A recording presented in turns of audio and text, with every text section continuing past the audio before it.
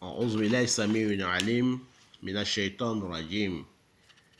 بسم الله الرحمن الرحيم. وصلى الله على من لا نبي بعده محمد بن عبد الله صلوات الله وسلامه عليه وعلى آله وصحبه وسلم تسليما كثيرا والحمد لله رب العالمين. إخوتي, chers frères et sœurs en islam, nous vous saluons avec meilleure des salutations qui est salam de l'islam, qui est assalamu alaikum wa rahmatullahi ta'ala wa barakatuhu.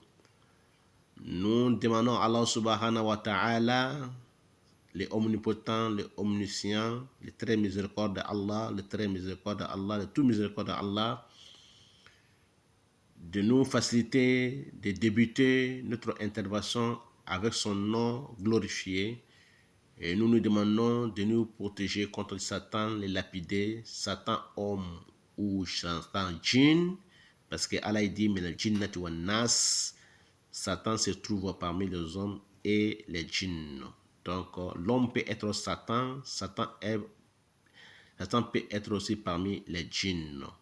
Mais le vrai Satan, il se trouve parmi les djinns, qui est Iblis. Donc, nous demandons à Allah Ta'ala de nous protéger contre les Satan lapidés et Satan homme aussi. Donc, chers frères et sœurs en islam, nous glorifions Allah subhanahu wa ta'ala, Allah le tout miséricordieux, Allah qui n'a pas enfanté, qui n'a jamais enfanté, qui était là avant, qui sera là pour toujours, Allah qui n'a pas de père ni mère, Allah subhanahu wa ta'ala qui est dans sa majesté, dans son royaume. Nous remercions, le glorifions, nous lui demandons de nous faciliter la prière, salut et paix sur le prophète Mohammed, ainsi que sa famille et tous ceux qui vont suivre les derniers prophètes, Mohammed, les derniers messagers, Mohammed, qui est le fils d'Abdallah, notre intercédère le jour de la résurrection, meilleur et sceau des prophètes et messagers. Nous demandons à Allah subhanahu wa ta'ala de nous faciliter la prière, salut, paix sur lui et sa famille. Et nous demandons à Allah subhanahu wa ta'ala d'agréer ces sahaba, ces disciples qui ont suivi, qui ont vécu le début de l'islam avec lui jusqu'à la fin de sa vie. Donc nous nous demandons à Allah subhanahu wa ta'ala de nous faciliter la prière, d'agréer ces sahaba-là et tous ceux qui vont les suivre jusqu'au jour de la résurrection. Chers frères et sœurs en islam, nous sommes en face de vous sur notre chaîne Médecine prophétique et coutumière qui nous parle sur l'interprétation des rêves divers, puisque ces gens de rêves nous apportent quoi? Nous apportent à nous soigner l'âme, à soigner l'âme de l'être humain, parce que l'être humain est malade sur 3 façons de maladie. Le corps peut être malade. L'être humain, le corps de l'être humain peut être malade. Des maladies de cancer, des maladies de diabète, des maladies de arthrose, ulcère, ça c'est maladie du corps. Et il y a maladie de l'âme. L'âme c'est quoi? Maladie de l'âme que Allah a mis dans l'être humain, qui te fait manger, qui te fait bouger, qui te fait parler, qui est toi-même. Donc, l'âme. Donc, il y a maladie de l'adoration, de la désobéissance de Dieu. Tu n'es pas obéi à Allah subhanahu wa ta'ala. Donc, le rêve est venu pour nous aider à corriger ces défauts-là, ces fautes-là. Et nous, les musulmans, nous avons 3 choses que le prophète nous a confiées pour ne pas aller chez les charlatans ou les marabouts ou les magiciens ou les ritualismes ou autre chose. Donc nous devons faire istikhara. Istikhara, c'est la prière de 2 raka'a dans toutes choses que nous faisons. Et deuxièmement, nous nous consultons entre nous. C'est-à-dire que tu as un bon ami, tu as un bon frère, tu lui parles ton problème, vous vous consultez entre vous, vous parlez, vous faites shura. Shura veut dire vous consultez, concertation entre vous deux. Et troisième que Allah nous a donné, c'est les rêves. Donc nous voyons nos problèmes dans les rêves. Donc il faut parler ton rêve à celui qui t'aime, mais ne parle pas ton rêve à celui qui ne t'aime pas. Donc, il faut dire aussi ton rêve à celui qui peut divulguer, qui peut interpréter les rêves.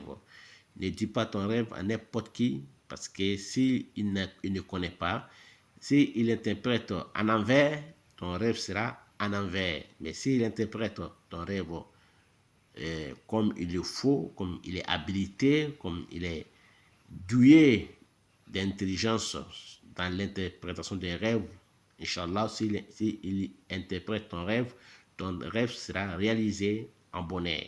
Qu'Allah fasse que ce soit bonheur pour moi et pour vous. Voilà, nous sommes en face de vous sur 24e sourate du Coran qui correspond sourate An-Nur, la lumière. Allahu nuru samawati wal ard. Allah est la lumière des cieux et des terres. Donc, nous parlons de la sourate An-Nur.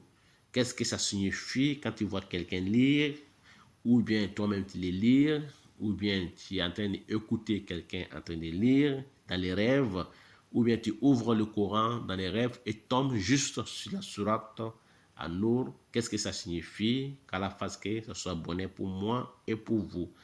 Ça nous parle de la guidance de la personne. Si la personne était mal guidée, il sera guidé sur la bonne voie. S'il avait interprété un chemin d'égarement, il ne sera pas égaré, il sera guidé. Si quelqu'un voulait l'égarer aussi, il ne sera pas égaré. Ça peut parler aussi de quelqu'un qui donne dos à sa passion.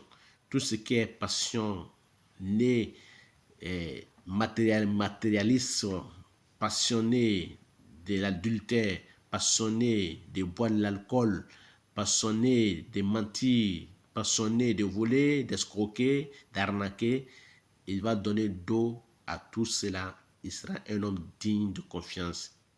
Donc, ça peut nous parler aussi, chers frères et sœurs en islam, de l'achat d'une nouvelle maison. La personne va acheter une nouvelle maison, Inch'Allah Ta'ala. Ça peut parler de l'annonce de la personne qui va acheter une nouvelle maison. Il va avoir une nouvelle maison par son effort ou par l'aide de quelqu'un. Ça peut aussi parler du mariage de quelqu'un qui est célibataire, qui n'arrive pas à se marier. Inch'Allah, il se mariera. S'il attend des prétendants, il aura des prétendants. Ça peut nous parler aussi de l'achat d'une voiture, de l'achat d'une monture, de l'achat de quelqu'un qui va lui faire déplacer, de quelque chose qui va lui faire déplacer, un matériel qui va lui faire déplacer. Donc, etc., etc. Tout ce qui est machine, tout ce qui est monture, moto, vélo, voiture, ça peut parler de ça aussi. Ça peut nous parler aussi, chers frères et sœurs en islam, de la personne qui va faire un déménagement d'un pays à un autre pays, un immigratoire. Il va faire une immigration dans un pays de l'autre à l'autre pays. Il quittera le pays qu'il vit pour vivre dans un autre pays.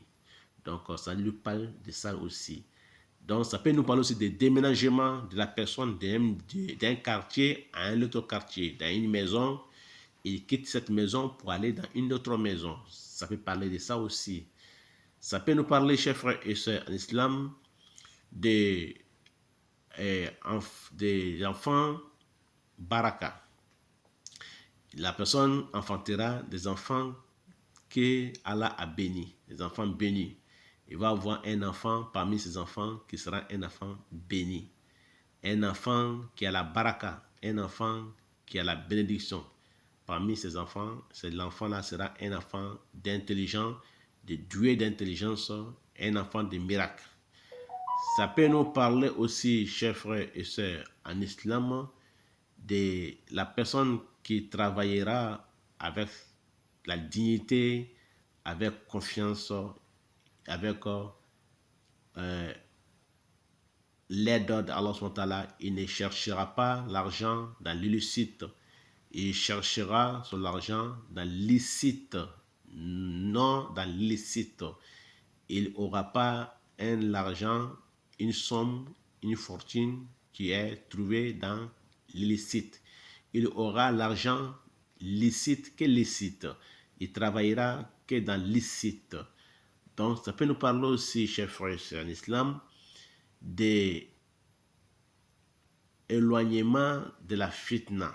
Si la catastrophe veut passer dans un pays, ça ne passera pas dans son pays.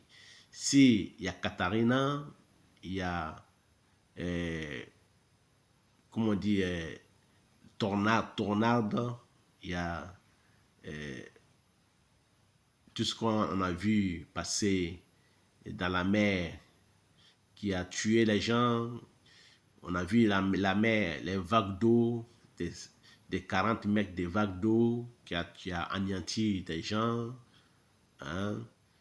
Nous avons vu tout dernièrement Katarina, Kark et tout ce qui peut être catastrophe naturelle.